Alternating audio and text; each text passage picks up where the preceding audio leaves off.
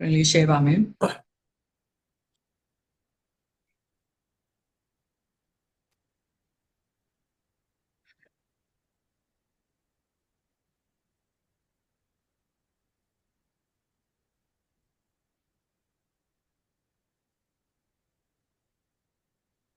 ဒီနေ့ခေါင်းစဉ်လေးကတော့ပေါ့နော်ညီမကတော့ခံယူထားတာကြတော့လေလုပ်ငန်းရှင်တယောက်ရဲ့လက်နက်ကဒီ2026ပေါ့နော်2026 25 26ထဲကလုပ်ငန်းရှင်တယောက်ရဲ့လက်နက်ကနည်းပညာနဲ့စနစ်ပဲ system ပဲဒါညီမလက်ခံထားတဲ့အချက်ပဲဒီနည်းပညာနဲ့စနစ်နဲ့ system နဲ့ပေါ့နော်နည်းပညာအရင်အသုံးချနေပြီးတော့လေ system မရှိဘူးဆိုလို့ရှိရင်လည်းအဆင်မပြေဘူးအဲ့တော့နည်းပညာနဲ့စနစ်နဲ့ပေါင်းလိုက်မယ်ဆိုလို့ရှိရင်ဒီနှစ်ခုက perfect ပဲအဆင်ပြေတယ်ဒီပုံစံအတိုင်းပဲညီမလည်းအခုလက်ရှိဒီလိုပုံစံမျိုးပဲသွားနေတယ်ဒီဥစ္စာလေးကိုဒီည share ပေးမှာပေါ့နော်ညီမလက်တွေ့လုပ်ခဲ့တဲ့ဟာလေးကိုတစ်ချက် share ပေးမှာပါအဲ့ဒါကြောင့်မလို့ညီမက SME Mobile Automation နဲ့ Advanced AI Master ဆိုပြီးတော့အဲ့နှစ်ခုကိုပေါင်းလိုက်တဲ့အချိန်မှာလုံးဝ powerful ဖြစ်သွားတာကိုယ့်ရဲ့လုပ်ငန်းမှာဆိုလို့ရှိရင်လည်း powerful ဖြစ်သွားတာအဲ့ဒါကြောင့်မလို့လုပ်ငန်းရှင်တိုင်းအတွက်ကလုပ်ငန်းရှင်တယောက်ရဲ့လက်နက်ကနည်းပညာနဲ့ system စနစ်ဖြစ်ရပါမယ်နှစ်ခုပေါင်းဆက်ထားတဲ့ဥစ္စာဖြစ်ရမယ်နည်းပညာတစ်ခုတည်းဖြစ်နေလို့လည်းမရဘူး system တစ်ခုပဲအရင်ကြနေရဆိုလို့ရှိရင်လည်းအဆင်မပြေဘူးသူက system တစ်ခုကိုမောင်းနေမဲ့ဟာကြတော့အရှိကိုတွားဖို့အတွက်ကကြတော့နည်းပညာကကြတော့လိုအပ်တယ်အဲ့ဒါကြောင့်မလို့နည်းပညာနဲ့စနစ်ကလေးကကြတော့ပေါင်းဆက်ပြီးတော့မှ powerful ဖြစ်သွားမှာပါเนาะအဲ့တော့ဒီမှာညီမကအရင်ဦးဆုံးညီမအရင်ဦးဆုံးမိတ်ဆက်ပေးပါမယ်ညီမကတော့မဖြူစင်ကြိုင်မှာအခုကတော့ Touch and PSK ဆိုပြီးတော့ညီမဒီ Business AI Mentor ညီမကတော့ဒီလက်တွေ့ဖြတ်တန်းလာတဲ့ဟာတွေကိုပဲမျှဝေတာပဲညီမအနှစ်20ကျော်လုပ်ခဲ့တဲ့ဥစ္စာလေးအဲ့ဒါတွေကိုညီမမျှဝေတယ်အဲ့ထဲမှာsystem တွေဘယ်လိုချခဲ့ရတယ်ဒါလေးတွေအတွက်ကိုဒီ SME အားလုံးအတွက်လွယ်ကူအောင်ညီမနဲ့ဘဝတူလုပ်ငန်းရှင်တွေလွယ်ကူအောင်လို့ဒါလေးကိုညီမ sharing ပေးတယ်ဒါတွေကကြတော့ short to the way ပဲလက်တွေ့မှာတကယ်ညီမကျင့်သုံးနေတဲ့အရာတွေဖြစ်တယ်ပြီးတော့ညီမကကြတော့ကောင်းချင်းလာ cosmetic wholesale ဆိုပြီးတော့ညီမတို့ရွှေပြည့်စုံမင်္ဂလာဈေးမှာပေါ့နော်မြန်မာတနိုင်ငံလုံးကိုညီမတို့အလှကုန်မျိုးစားပေါင်း2000ကျော်လက်ကားဖြန့်ချီပါတယ်ဆိုင်ဈေးထဲမှာလည်းညီမတို့လက်ကားဆိုင်ကြီးရှိပါတယ် showroom လည်းရှိပါတယ်ပြီးတော့အဓိကတော့ညီမတို့ဘေးရင်တည်ထားတာကြတော့ digital wholesale ပါမြန်မာတနိုင်ငံလုံးဖုန်းသုံးလို့ရတယ်အင်တာနက်သုံးလို့ရတယ်ဆိုတော့ဆိုင်ရှင်တိုင်းအကုန်လုံးညီမတို့စီမှာဝယ်ယူအားပေးကြပါတယ်အဲ့လိုမျိုးဝယ်ယူအားပေးနိုင်အောင်လို့ကိုအားလုံးကို system တွေချပြီးတော့ညီမတို့ရောင်းချပေးပါတယ်ညီမကအလုံးစားလုပ်ခဲ့တာကတော့အသက်18နှစ်မှာညီမအလုံးစားလုပ်ခဲ့ပါတယ်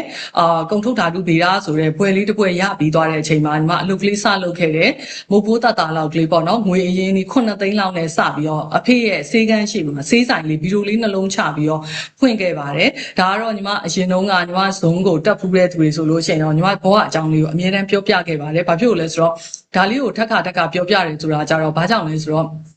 ငွေရင်းကြီးအများကြီးနဲ့ညီမတို့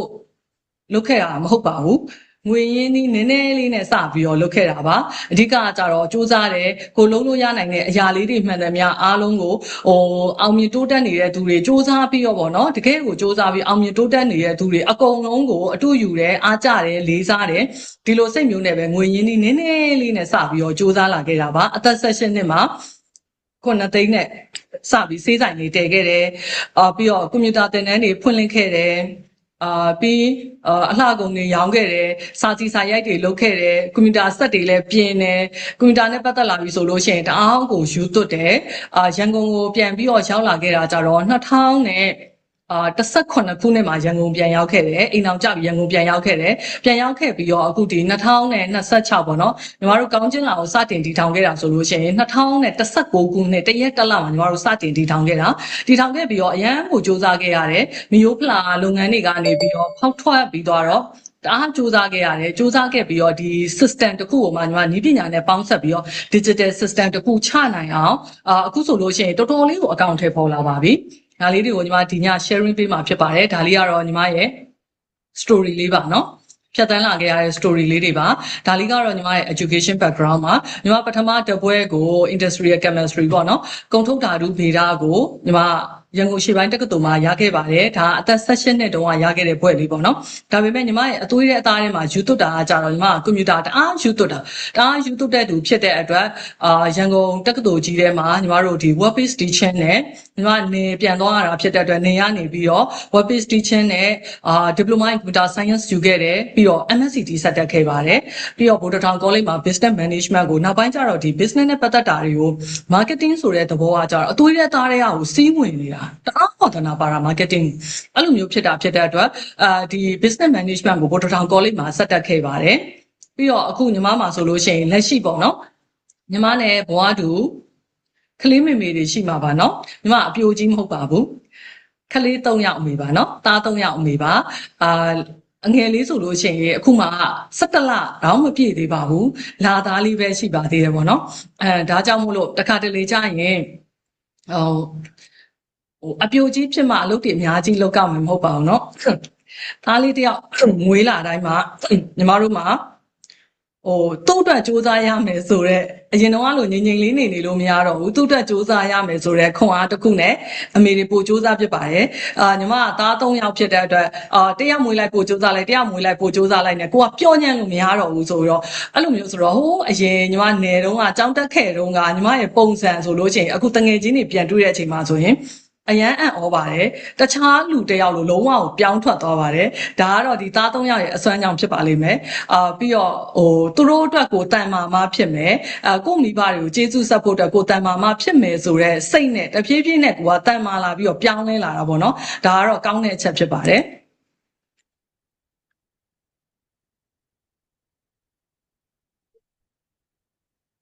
ဒါလေးကကြတော့ညီမအခုလက်ရှိပေါ့နော်လက်ရှိမှာဆိုလို့ရှိရင်ညီမဒီ cosmetic ဘိုးဆေးကညီမတို့စီမှာဆိုလို့ရှိရင်ပစ္စည်းကတော်တော်များပါတယ် item တော်တော်များတယ် item ကအမျိုးပေါင်း2000ကျော်လောက်ရှိတယ်ဘာဖြစ်လို့လဲဆိုတော့ညီမတို့သွားနေတဲ့ဝေးကကြတော့ဒီကောင်းကျင်လာတဲ့သွားနေတဲ့ဝေးကိုပြောပြရပါเนาะညီမတို့ကကြတော့ဒီဆိုင်တဆိုင်မျိုးကြီးတစ်မျိုးရဲ့ဆိုင်ကြီးတစ်ဆိုင်ဆိုလို့ရှိရင်ဒါညီမတို့ရဲ့ဖောက်တယ်ပဲအဓိကကကြောင့်ပစ္စည်းစုံစုံတခါတည်းရတယ်ဆိုတော့ဟာနဲ့ညီမတို့ကရက်တီတာအဲ့လိုမျိုးရက်တီတာဖြစ်တဲ့အတွက်ကုန်မျိုးစုံအကုန်လုံးကိုအစုံရနိုင်လို့ပြီးတော့ဒီ date တွေ failure မဖြစ်အောင်လို့ဆိုတော့ management လုပ်ကြတာဆိုတော့အရင်ခက်ခဲပါတယ်အဲ့တော့မိသားစုကိုအချိန်ပေးဖို့ပြီးတော့ကိုယ့်ရဲ့အလုပ်တွေမှာဆိုလို့ရှိရင်အောင်မြင်ဖို့ဒါတွေဆိုလို့ရှိရင်တအားကို struggle လုပ်ကြပါတယ်အရင်တော့ဆိုညီမတို့ဒီ system တွေမချခင်တော့ဆိုလို့ရှိရင်ဈေးထဲမှာပဲမနဲ့မိုးလေးမိုးချုံညီမတို့မင်္ဂလာဈေးထဲမှာနေဘူးတဲ့သူတွေဆိုလို့ရှိရင်သိမယ်နေဝင်နေထွက်ကုန်လုံးဝမမြင်ရဘူးဈေးထဲမှာပဲပိတ်မိနေတာပေါ့နော်ဗီတာမင် D တွေတောင်မှလုံးဝဆုံးရှုံးတယ်အဲ့လိုပုံစံမနဲ့စောစော8နာရီ9နာရီလောက်ဆိုဈေးရောက်ပြီးရင်ညနေ9နာရီ6နာရီအဲ့လောက်မှဈေးကနေပြန်ရတာကိုယ့်ရဲ့ခလေးတွေဆိုလို့ရှိရင်လည်း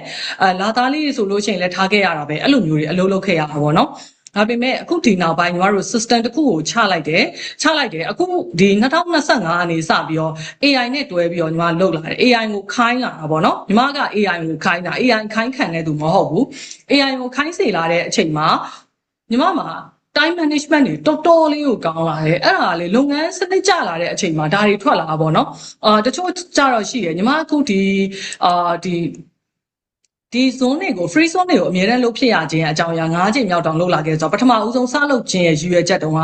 ကောင်းခြင်းလာရဲ့ဝယ်သူတွေကိုညီမကလုပ်ပေးတာ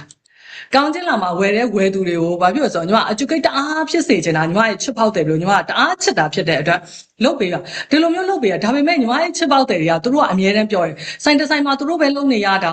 သူတို့မှာအချိန်လုံးဝမရှိဘူးဒီလိုသင်တန်းတွေသူတို့လုံးဝ free ပေးနေတဲ့ဥစ္စာတော့မှလုံးဝမတက်ဖြစ်ဘူးသူတို့အမြဲတမ်း against လုပ်တယ်ညီမကကြတော့ educate ဖြစ်အောင်လုပ်ပေးခြင်းနဲ့စနစ်တွေကျသွားလိုက်တဲ့အချိန်မှာကိုကအချိန်တွေထွက်လာတယ်လေအချိန်တွေထွက်လာတယ်အခုဒီ2025နှစ်ကုန်ကနေစပြီး26ထိဆိုလို့ရှိရင်အခုညီမဒီ2လပိုင်းတွဲဆိုလို့ရှိရင်ဒီလိုမျိုး free တွေကောသင်တန်းတွေကောညီမအများကြီးဖွင့်လာနိုင်တယ်ဒီလိုမျိုးဖွင့်လာနိုင်တာရဲ့အနောက်မှာကောင်းကျင်လာမှာအလုံးမလုပ်တော့တာလည်းမဟုတ်ကောင်းကျင်လာမှာလည်းအလုံးလုပ်တယ်လုံးဝ management ကိုအကုန်လုံးလုပ်တယ်ဈေးမြောင်းတာတစ်ခုပဲရှိတာကျန်တဲ့ဥစ္စာညီမအကုန်လုံးလုပ်တယ်အဲ့လိုမျိုးဖြစ်တဲ့အတွက်ညီမ time management မှာ AI ကိုညီမအများကြီးခိုင်းတယ် များကြီးခိုင်းတာဖြစ်တဲ့အတွက်မိသားစုကိုလည်းအချိန်ပေးလာနိုင်တယ်ဖះကြီးလည်းရှ िख ိုးလာနိုင်တယ်ဘာသာရေးတွေလည်းပို့လုံးလာနိုင်တယ်ဒါကကြောင့်ကိုယ့်ရဲ့ time management က system တစ်ခုဆိုတဲ့ဥစ္စာကိုကြာသွားလိုက်တယ်ဆိုတာနဲ့ထွက်လာတဲ့အရာတွေမှာကိုကပျော်ပါရှောက်သွားနေမှာမဟုတ်ဘူးလေနော်ပို့လာတဲ့ဥစ္စာလေးမှာတန်ဖိုးရှိတဲ့အရာလေးတွေအခုဆိုလို့ရှိရင် free zone နဲ့နောက်ဆိုလို့ရှိရင်အချိန်တွေညီမပို့ထွက်လာတယ်ဆိုတစ်လောက်2ချိန်လောက်ထိတော့ညီမ share ပေးနိုင်တယ်ဒါတွေကညီမတို့အခုလက်ရှိလုပ်နေတဲ့ဟာလေးတွေကိုညီမ sharing ပေးမှာပေါ့နော်နောက်တစ်ခုကကြတော့ဒီလိုမျိုးလုပ်ငန်းတစ်ခုလုံးကိုစနစ်တကျထိန်းချုပ်မောင်းနှင်ဖို့ကကြတော့ညီမတို့က AI ကိုညီမခိုင်းတာပါနေ့တိုင်းခိုင်းပါတယ်အတကုံခိုင်းပါတယ်သူစီကထွက်လာတဲ့အရာတွေနဲ့အဲ့အကြံပေးတဲ့အရာတွေကိုနဲ့ကိုက်ညီလာကြာလာတော့မေးတာများလာတော့ညီမ business plan ကိုညီမတို့ရဲ့ business plan ညီမရဲ့ biography ကိုထည့်ပြီးတော့မေးတာဖြစ်တဲ့အတွက်နောက်ပိုင်းမှာ AI ကညီမနဲ့တသားတည်းဖြစ်လာပြီလူလိုပိုဖြစ်လာဖြစ်တဲ့အတွက် powerful ဘယ်လိုပြောမလဲညီမအတွက်အကြံဉာဏ်တွေအများကြီးပေးလာနိုင်တယ်ပေါ့နော်အခုဒီ2025 26မှာဆိုလို့ရှိရင် AI နဲ့ညီမရဲ့ checklist တွေ daily checklist တွေ KPI တွေညီမဖြစ်ချင်တဲ့ goal တွေဒါတွေကိုညီမ list နဲ့လုပ်ထားပြီးတော့ဒီမှာစာရွက်ကလေးပြပေးမယ် list နဲ့လုပ်ထားပြီးတော့ဒီလိုပုံစံမျိုးလေးပေါ့နော်ဒီလိုလေးကိုလုပ်ထားပြီးတော့ညီမသွားတာအရင်အဆင်ပြေတယ်ညီမ time management တွေအရင်ကောင်းလာပြီပေါ့နော်ဒါလည်းကိုကလိုက်ပါလှုပ်ဆောင်လို့လည်းပါပါတယ်နောက်ကကြတော့ AI နည်းပညာဆိုတာကြတော့တက်ရက်လုပ်ငန်းရဲ့အဓိကမောင်းနေတဲ့အားဖြစ်တယ်။ तू ကစက်ပဲ။ तू ကသူ့ကိုစက်လို့ပုံစံမျိုးကိုက control လုပ်ပြီးတော့ဘယ်ဘက်သွားခြင်းနဲ့ဆိုပြီးတော့ကိုကမောင်းနှင်ပေးုံပဲ။မောင်းနှင်ပေးပြီးတော့ကောင်းစွာအသုံးချမယ်ဆိုလို့ရှိရင်ကိုယ့်ရဲ့လုပ်ငန်းကအောင်မြင်တိုးတက်မှုစီကိုအရွေးတစ်ခုအများကြီးသွားတယ်။အခုဒီနေ့ညီမလက်ရှိ sharing ပေးမယ်ဒီ SME mobile automation နဲ့ AI နဲ့ advanced AI နဲ့လုံးဝပေါင်းလိုက်ပြီဆိုလို့ရှိရင်ကိုယ့်ရဲ့လုပ်ငန်းကလုံးဝ powerful ဖြစ်သွားမှာနောက်တစ်ခုကကြတော့ SME mobile automation စနစ်ကိုတည်ဆောက်ခြင်းကကြတော့ညီမတို့ပုံမှန်လုပ်ငန်းရှင်တွေဆိုလို့ရှိရင်သူကကွန်ပျူတာကန်ရမှာကြောက်ကြတော့เนาะကွန်ပျူတာကန်ရမှာကြောက်ကြတယ်ကြောက်ကြတာဖြစ်တဲ့အတွက်ဖုန်းတစ်လုံးနဲ့ပဲလုပ်လို့ရတယ်ဆိုတဲ့ဥစ္စာကိုသူတို့ကိုသိစေခြင်းတယ်အဲ့တော့ဖုန်းတစ်လုံးနဲ့လုပ်ငန်းတစ်ခုလုံးကိုစနစ်ချလို့ရတယ်သူတို့ကကြတော့ဒီ system လို့ပြောလိုက်ပြီဆိုလို့ရှိရင်ကြောက်တာဖြစ်တဲ့အတွက်အမှန်တကယ်တော့ system ဆိုတာကလုပ်ငန်းတစ်ခုကို system ချရတယ်ဆိုတာကညီမတို့ကလုပ်ငန်းရှင်ကလည်းလွယ်ကူရမယ်ကိုယ့်ရဲ့ဝန်ထမ်းတွေကလည်းလွယ်ကူနေရမယ်ကိုယ့်ရဲ့ဝယ်သူကလည်းကြီးလိုက်တာနဲ့လွယ်ကူရမယ်အဲ့လိုမျိုးဖြစ်အောင်ချပေးတာကြတော့စနစ်ပဲတခါတလေကြာရင်လူက system ချပြီဆိုလို့ရှိရင်ညီမတို့က SOP ဆိုရင်တော့မှကိုယ့်ရဲ့ဝန်ထမ်း SOP ဆိုလို့ရှိရင်သူများ SOP ကိုကိုကယူကျင်တယ်သူများ SOP မှာကောင်းတယ်လို့ထင်တယ်အမှန်တကယ်မဟုတ်ဘူးကိုယ့်ရဲ့လုပ်ငန်းမှာရှိနေတဲ့အရာတွေမှာဝန်ထမ်းတယောက်ချင်းစီကလုပ်ရတာလွယ်ကူအောင်အစစ်စစ်ချပေးလိုက်တဲ့အရာကဒါကကိုယ့်လုပ်ငန်းရဲ့စနစ်ပဲကိုယ်ပိုင်စနစ်ပဲအဓိကလွယ်ကူအောင်လုပ်ပေးပြီးတော့နေ့စဉ်နေ့တတူကလုပ်နေတဲ့အရာတွေကိုသူတို့ကိုမေ့သွားမှဆိုလို့ကြပြောင်းကြပြန်နေဖြစ်သွားမှဆိုလို့ချပေးလိုက်တဲ့အရာလေးတွေက SOP ပဲအဲ့လိုပုံစံမျိုးလေးတွေနဲ့ကိုကချပေးလိုက်တယ်ဆိုလို့ရှိရင်သူများ SOP နဲ့ကို SOP နဲ့ကတူမှာမဟုတ်ဘူးသူများအလုပ်နဲ့ကိုအလုပ်နဲ့ကလည်းသွားနေတဲ့ဟာကြီးကလည်းမတူသလို culture လည်းမတူဘူးအဲ့လိုမျိုးဖြစ်တာဖြစ်တဲ့အတွက်ကိုသွားနေတဲ့ vision တွေ mission တွေ core value တွေကိုယ့်ရဲ့ဝန်ထမ်းတွေရဲ့ SOP တွေ KPI နဲ့ checklist တွေကလည်းတူမှာမဟုတ်ဘူးအဲ့တော့ AI ကိုခိုင်းပြီးတော့ကိုယ်တိုင်ဖန်တီးလို့ရတယ် mobile phone တစ်လုံးနဲ့ run လို့ရတယ် SME mobile automation ကနောက်တစ်ခုကကြာသူက system ဖြစ်တာဖြစ်တော့ညီမတို့က automation ထည့်ထားလိုက်ပြီဆိုလို့ရှိရင်သူ error မတက်ဘူးသူကလူနဲ့လည်ပတ်တဲ့အရာဆိုလို့ရှိရင်တော့မှ error တက်တယ်human နဲ့လုပ်နေရဆိုလို့ရှိရင်ပစ္စည်းထည့်တဲ့ဥစ္စာတွေတောင်မှဆိုရင်ညီမတို့မှားနိုင်ခြေရှိတယ်ဥမာအရောက်တရာကိုဖာရိုက်မယ်ဆိုလို့ရှိရင်တော့မှ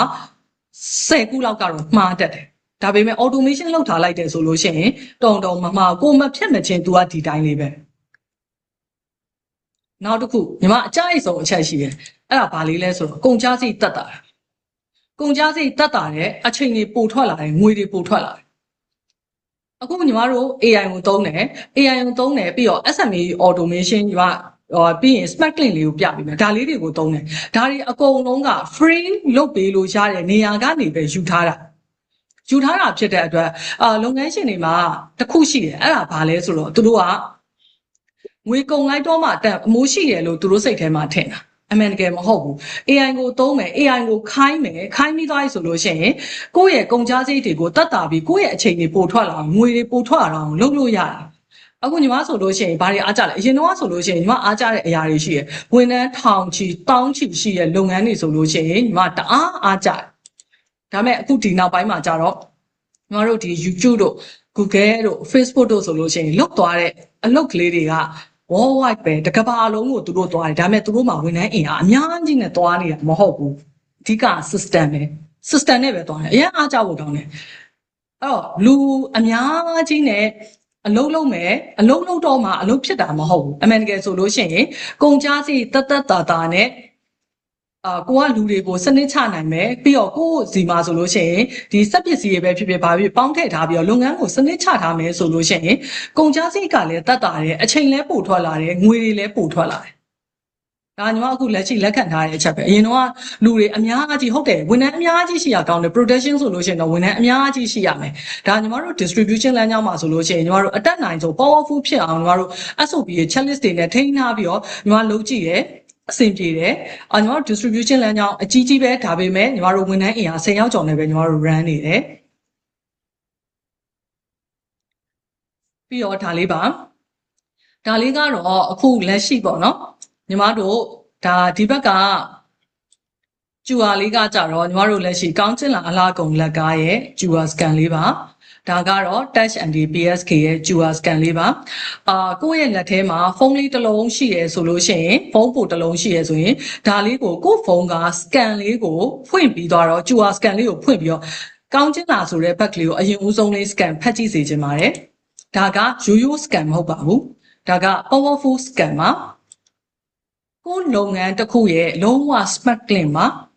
ဟုတ်ဒါလေးကိုညီမ scan ဖတ်ကြည့်စေချင်ပါတယ်เนาะ scan ဖတ်ကြည့်ပြီးသွားပြီဆိုလို့ရှိရင်ဖတ်ပြီးသွားပြီဗာလေးတွေတွေ့တယ်ဆိုတဲ့ဥစ္စာလေးတွေကို unmute လုပ်ပြီးတော့ပြောလို့ရပါတယ်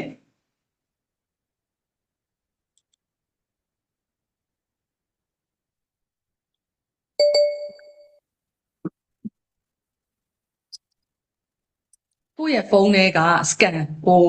KB set ပေးလို့ဘာလို့က QR scan မဟုတ်ဘူးเนาะကိုယ့်ရဲ့ဖုန်းထဲမှာ iPhone ဆိုလို့ရှိရင် scan code လားမသိဘူးအဲ့လိုပုံစံမျိုးလေးနဲ့ပေါ်လိမ့်မယ် scan QR ပုံစံမျိုးလေးနဲ့ပေါ်လိမ့်မယ်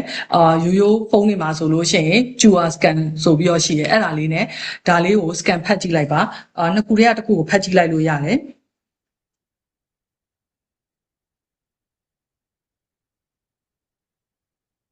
ပုံမှန်ဖုန်းတွေမှာဆိုလို့ရှိရင်တော့ scan QR code ဆိုပြီးတော့ပေါ်တယ်ကိုမှဖုန်းအပိုတစ်လုံးရှိရဆိုလို့ရှိရင်ဒီ QR scan လေးကိုဖတ်ကြည့်လိုက်လို့ရပါတယ်ဖတ်ကြည့်ပြီးသွားပြီဆိုလို့ရှိရင် unmute လေးလုပ်ပြီးတော့ညီမတို့ပြောပြလို့ရပါတယ်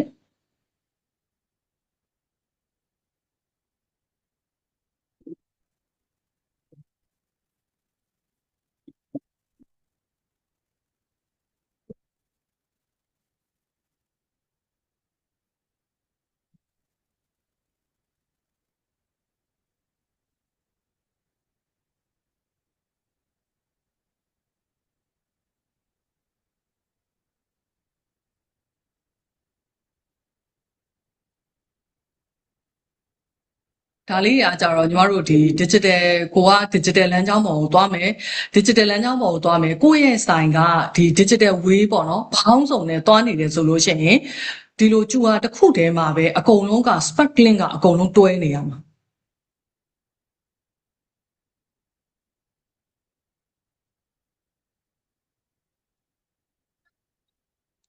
အဲ့မှာညီမတို့ဒါလေးကို scan ဖတ်ပြီးသွားပြီလားမသိဘူးဟုတ်ကဲ့ဖတ်လိုက်ပါတယ်ရှင်ဟုတ်ကဲ့အဲ့ဒါဆိုလို့ရှိရင်တခြားလူတွေလည်းဖတ်ပြီးသွားပြီလားမသိဘူးဖတ်ပြီးသွားရင်ပေါ်လာမယ့်စာမျက်နှာလေးမျိုးတစ်ချက်ပြပေးမလို့ပါ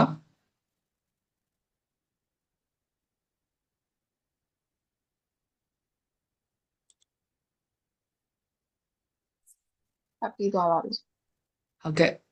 အဲ့ဒါဆိုလို့ရှိရင်ဒီလိုလေးပေါ်လာလိမ့်မယ်နော်ဒီလိုလေးပေါ်လာလိမ့်မယ်ဒါပေမဲ့တချို့ဖုန်းတွေမှာဆိုလို့ရှိရင် link ဒီလိုအကြောင်းလေးတွေပဲပေါ်လာလိမ့်မယ်အဲ့မှာညီမတစ်ချက်ပြပေးမယ်ညီမတို့ဒီ digital တွေကိုသွားတဲ့အချိန်မှာဆိုလို့ရှိရင်ဒီအပေါ်ပိုင်းမှာဥမာတကယ်လို့ကိုကလက်ရှိကောင်းချင်းလာကိုကျူဟာဖတ်လိုက်မိပြီဆိုလို့ရှိရင်ဒီအပေါ်မှာရှိတယ်အဲ့မှာဖုန်းပုံစံလေးတွေရှိတယ် YouTube ပုံစံလေးတွေရှိတယ်ဒီဖုန်းလေးကိုနှိပ်လိုက်ပြီဆိုလို့ရှိရင်ဒါမှဝယ်သူကညီမတို့ဖုန်းကိုနှိပ်เสียမလို့ auto တန်းဖုန်းနံပါတ်တစ်ခါလေးပေါ်ပြီးသားအဲ့မှာပါနေတဲ့ link လေးတွေဆိုလို့ရှိရင်ရှိရယ် Facebook page ဆိုလို့ရှိရင် page ကိုတစ်ခါတည်းတန်းပြီးတော့သွားပြီးသား TikTok ဆိုလို့ရှိရင်လည်းသွားပြီးသားအောက်မှာဆိုလို့ရှိရင် Google Map ကအစပါတယ် အဲ့ဒါကြီးအကုန်လုံးကိုဝယ်သူကတစ်ခါတည်းတန်းပြီးတော့နှိပ်လိုက်ရမယ်ဝယ်သူကသူ့ဟာနဲ့သူ choice ရွေးချယ်လို့ရတယ်ဒါလေးတွေရဲ့အားသာချက်ကိုညီမတစ်ချက်ပြောပြပေးပါမယ်ညီမတို့ဒီအရင်တော့ဆိုလို့ရှိရင်ညီမတို့ကောင်းကျင်လာအလှကုန်လက်ကားမှာကြာပုံမှန်က online ကနေဝယ်တဲ့ဝယ်သူက 95% ရှိတယ်ညီမတို့စီမှာကဈေးပေါ်တက်လာပြီးတော့ဝယ်တဲ့သူက 5% 10% အဲ့လောက်ကြားပဲရှိတယ်အဲ့လိုမျိုးဆိုတော့ तू ကနေပေါင်းစုံကနေပြီးတော့ညီမတို့မှားတဲ့ချိန်ဆိုလို့ရှိရင်ညီမတို့မှာကမြန်မာနိုင်ငံမှာရှိတဲ့ဖုန်းသုံးတဲ့သူအကုန်လုံးကိုညီမတို့ target ထားတာဖြစ်တဲ့အတွက်ညီမတို့မှာ Facebook page လည်းရှိတယ် Viber channel ရှိတယ် Telegram channel ရှိတယ်ပြီးရင် TikTok လည်းရှိတယ်ပြီးရင်ညီမ YouTube လေးလည်းရှိတယ်အဲ့လိုပုံစံမျိုးညီမလုတ်ထားပေးရဖြစ်တဲ့အတွက် Google Map ကလည်းနှစ်ဆိုင်ဖြစ်တဲ့အတွက်နှစ်ခုရှိတယ်အဲ့လိုမျိုးလုတ်ထားပေးရဖြစ်တဲ့အတွက်ဝယ်သူကတချို့က Viber မရှိဘူးတချို့က Telegram ပဲရှိတယ်Telegram သွားခြင်းနဲ့သွားခြင်းနဲ့ page တွေ Facebook name တွေကဘာလဲဆိုတော့ညီမတို့တက်ရောက်ချင်းစီလိုက်နေရတာအမ Viber သုံးလားအမ Telegram သုံးလားညီမတို့ကလိုက်နေရဒါကအခုလက်ရှိပြပေးတဲ့ဥစ္စာကကြတော့ညီမတို့တကယ်ကို struggle လုပ်ခဲ့ရတဲ့ဥစ္စာတွေကိုကြော်လွှားပြီးတော့ဒီ smart လေးကိုညီမတို့ဖြစ်တာဆိုလို့ရှိရင်အခု4လလောက်ပဲရှိသေးတယ်ပြီးတော့ညီမ dashboard ကိုပြပေးမယ်ဘယ်လောက်ထိ reach ရောက်သွားလဲဆိုတဲ့ဥစ္စာကိုပြပေးမယ်ဒီ smart link လေးတစ်ခုကိုညီမလုတ်ပေးလိုက်တာကကြတော့ညီမကိုယ်တိုင်လုတ်လိုက်တာကြတော့ဝယ်သူကအရန်လွယ်ကူသွားဝယ်သူကရန်လွယ်ကူတာအခုဆိုလို့ရှိရင်သူတို့ဒီကျူအာလေးညီမတို့ဒီမှာဆိုလို့ရှိရင်တော့ link လေးပေါ့နော် link လေးလည်းထွက်တယ်သူကကျူအာလည်းထွက်တယ် link လေးပဲပေးကျူအာပဲပေးသူကဒီပုံစံလေးထွက်လိုက်တာဖြစ်တော့ဝယ်သူကမြန်မာလိုပဲညီမရေးထားပေးလိုက်တာလေဒါ Facebook page ဒါက up to date လက်ကားစီသိနိုင်မဲ့ Viber channel Telegram channel ညီမရေးထားပေးလိုက်တာဖြစ်တဲ့အတွက်သူတို့ choice ရွေးချယ်သွားတယ်ရွေးချယ်သွားတာဖြစ်တဲ့အတွက်အရန်အဆင်ပြေသွားအရင်တော့ဆိုလို့ရှိရင် Viber ဆို Viber သွားဟာရတယ် Viber channel လေးတစ်ခါပို့ပေးရတယ်Telegram ဆို Telegram content တွေကိုတစ်ခါထည့်ရတယ် Telegram link တစ်ခါပို့ပေးရတယ် Facebook ဆိုလို့ရှိရင်သူ့နာမည်ကိုလိုက်ရှာရတယ် Facebook page တစ်ခါပို့ပေးရတယ်အဲ့လိုပုံစံမျိုးဖြစ်တာဖြစ်တဲ့အတွက်ဒါတွေအကုန်လုံးကကြတော့ဝယ်သူကညီမတို့အခုဆိုလို့ရှိရင်ကျူအားပြီးရင် link တစ်ခု smart link လေးတစ်ခု all in one link လို့ညီမကခေါ်တယ်အဲ့ all in one link လေးတစ်ခုပေးလိုက်ပြီဆိုတာနဲ့ဝယ်သူကအကုန်လုံးတန်းပြီးတစ်ခါတည်းဝင်သွားရောဒီနေ့တက်တဲ့သူတွေဒါဒီနေ့လူအရန်နေရနော်ဒါပေမဲ့ဒီနေ့တက်တဲ့သူတွေကတကယ်ကိုအကျိုးရှိမဲ့ဇုံဒီဥစ္စာဘာဖြစ်လို့လဲဆိုတော့ညီမကဒီမှာ share ပေးချင်တာကြတော့ digital မှာစနစ်ချမယ်ဆိုလို့ရှိရင်ဒီလိုမျိုးလေးချပေးဒါပေမဲ့လုပ်ငန်းရှင်တွေမှာအမြဲတမ်းရှိတယ်အဲ့ဒါဘာလဲဆိုတော့ပတ်စံကုန်လိုက်တော့မှတန်မိုးထားတာဒါတွေက free လုပ်လို့ရတယ်ဒါညီမကိုယ်တိုင်စမ်းသပ်ထားပြီးညီမတို့လုပ်ငန်းမှာတေချာကိုစနစ်ချထားပြီးသားပြီးရင်ညီမ dashboard ပြပေးမယ်လူဘယ်လောက်ထိ reach ရောက်သွားလဲဆိုတာကိုညီမတို့ကုမ္ပဏီအကြီးတွေမှာလိုမျိုးပဲ dashboard ကနေကြည့်လို့ရတဲ့ feeling အရင်မိုက်တယ်ပုံမှန် dashboard ကနေပြန်ကြည့်လို့ရတဲ့ software တွေဆိုလို့ရှိရင်ဈေးကြီးရတယ်နော်ဒါလေးက free လုပ်လို့ရတဲ့ဟာလေးအဲ့ဒါလေးကိုညီမတို့ dashboard ကနေပြန်ကြည့်လို့ရတဲ့ feeling ကိုယ်လုပ်ငန်းသေးလို့ဆိုပြီးတော့ system မချဘူးလို့မထင်နဲ့လုပ်ငန်းကကြီးမှာစနစ်ချထားတဲ့လုပ်ငန်းတစ်ခုကကြီးမှာစနစ်ချထားတဲ့လုပ်ငန်းတစ်ခုက foundation ခိုင်ခိုင်ဆောက်လိုက်တဲ့တိုက်နဲ့တူတယ်အပေါ်မြင့်ပြီးတက်သွား foundation မခိုင်ဘူးဆိုဝုန်းဆိုပြန်ပြိုကျအလုံးလုံးတိုင်းအောင်မြင်တာမဟုတ်ဘူးအောင်မြင်မှုတော့ကစနစ်လိုတာအဲ့တော့ညီမချလိုက်တဲ့ digital system အဲ့မှာညီမတို့ဖုန်းဆိုလို့ရှိရင်လေဖုန်းလေးကိုနှိပ်လိုက်ရင်ညီမဖုန်းနံပါတ်တန်းထွက်တယ်ဝယ်သူကဖုန်းကိုတိတောင်နှိပ်เสียအောင်မလို့တခါတည်းတန်းထွက်တယ်ပြီးရင်ဒီဘက်တက်ရှန်ဒီဘက်မှာဆိုလို့ရှိရင်လည်းအဲ့လိုမျိုးပဲညီမတို့ link လေး Zoom ကိုသွားကျင်တာတွေ YouTube ကိုသွားကျင်တာတွေအဲ့ဒါတွေအကုန်လုံးကိုတနေရာမှာပဲညီမတို့ကစုထားပေးလိုက်တာဖြစ်တဲ့အတွက်ညီမဖြစ်စေခြင်းတဲ့ဟာကြတော့ကိုက digital ကိုသွားတော့မယ်ဆိုလို့ရှိရင်ဝေးပေါင်းစုံနဲ့ကိုကသွားမှာပဲဒီလိုဝေးပေါင်းစုံနဲ့သွားပြီဆိုလို့ရှိရင်ဒီလိုပုံစံမျိုးလေးနဲ့သွားအဲ့ဒါလုံးဝ so smart ပဲဒါကငွေကြေးတွေအများကြီးကုန်ကြပြီးတော့လှုပ်ထားတဲ့အရာတွေမဟုတ်ဘူးပေါ့နော်ဒါလေးကိုလည်းညီမတစ်ချက်ပြပေးပါမယ်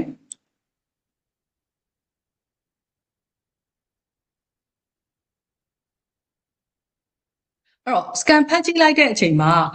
link လေးတွေဝင်ကြည့်ကြသေးလားတစ်ချက်လောက်လေးပြောပေးပါဦး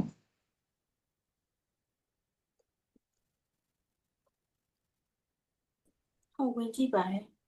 ဟုတ်ကဲ့ဝင်ကြည့်ရတယ်ကျန်ဟုတ်ကဲ့ဝင်ကြည့်လိုက်တဲ့အချိန်မှာဘယ်လိုမျိုးလေးတွေရောက်သွားလဲဘယ်ဟာလေးတွေကိုဝင်ကြည့်ပြလဲ Viber join group Telegram join group group တွေဝင်သွားတယ်ဆို information Viber group ကိုဝင်သွားရင် join လုပ်လိုက်ရုံပဲပေါ့နော်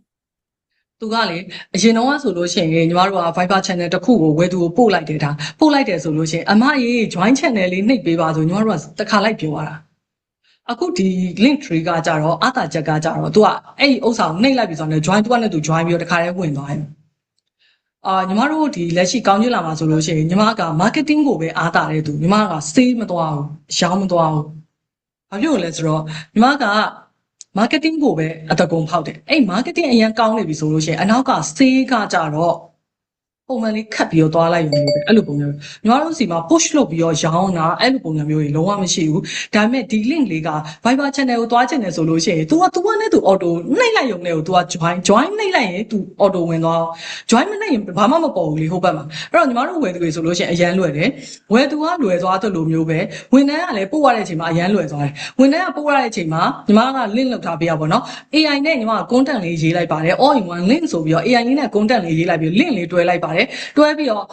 ညီမလေးတို့ရေဒီဥစ္စာလေးကိုပဲပို့ပေးနော်ဆိုပြီးတော့အဲ့ဒါလေးပဲညီမဝယ်သူတယောက်ကလိုချင်ပြီဆိုလို့ရှိရင်ညီမတို့ all in one link ပဲပေးတယ်TikTok တို့ညီမတို့ Telegram တို့ဘာတို့အကုန်လုံးမှာညီမ bio မှာဒါပဲတင်ထားပေးတယ်ဒီ link tree ပဲတင်ထားပေးတယ်ညီမတို့ Google Map မှာဆိုလို့ရှိရင်လည်းဒီ link ပဲတင်ထားပေးတယ်အဲ့တော့သူတို့ကသိပြီဆိုလို့ရှိရင်ဝင်ပြီးတော့နှိပ်လိုက်ရုံပဲdigital မှာစနစ်ချမယ်ဆိုလို့ရှိရင်ရတယ်ပတ်စံတွေအများကြီးကုန်စရာမလိုဘူးဒီစနစ်ကလေးကိုသိဖို့ပဲလိုဒါဆိုလို့ရှိရင်ရပြီအဲ့တော့ကိုလုပ်ငန်းကသေးတာပဲဖြစ်ဖြစ်ကြီးတာပဲဖြစ်ဖြစ်ကိုကသွားရမှာလေကိုက digital ဘောင်းစုံနဲ့သွားရမှာဖြစ်တဲ့အတွက် channel ဘောင်းစုံနဲ့သွားရမှာဖြစ်တဲ့အတွက်ကိုကဒီလိုမျိုးလေး spec လေးဖြစ်သွားပြီဆိုလို့ရှိရင်ရပြီ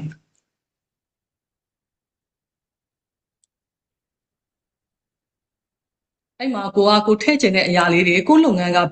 ဘယ်မှာကြော်ညာထားလဲပေါ့နော်ကိုကြော်ညာထားတဲ့ကိုရဲ့ link တွေဥမာကိုကနိုင်ငံခြားမှာရှိနေရဆိုလို့ရှိရင်တော့ကို target market ထားတဲ့ customer ရှိနိုင်တဲ့နေရာတွေကို digital channel လေးတွေလုပ်တယ်မလားဒီ channel တွေအကုန်လုံးဒီထဲထည့်လိုက်ရုံပဲဒီ smart link ထဲမှာထည့်လိုက်ရုံပဲဒါဆိုလို့ရှိရင်ရညီမကမြန်မာနိုင်ငံမှာနေနေတာဖြစ်တဲ့အတွက်မြန်မာနိုင်ငံကလူတွေအသုံးများတဲ့ဟာဒီမှန်သမျှအကုန်လုံးညီမက link တွေလုပ်ထားရတယ်ဥပမာတကယ်လို့ညီမကတခြားနေရာမှာနေတယ်ဆိုလို့ရှိရင်เนาะညီမရဲ့ target customer ကရှိနိုင်တဲ့ channel တွေမှာညီမ live ဖွင့်ပြီးတော့ဒီမှာတွဲရမှာပေါ့အဲ့လိုပုံစံမျိုး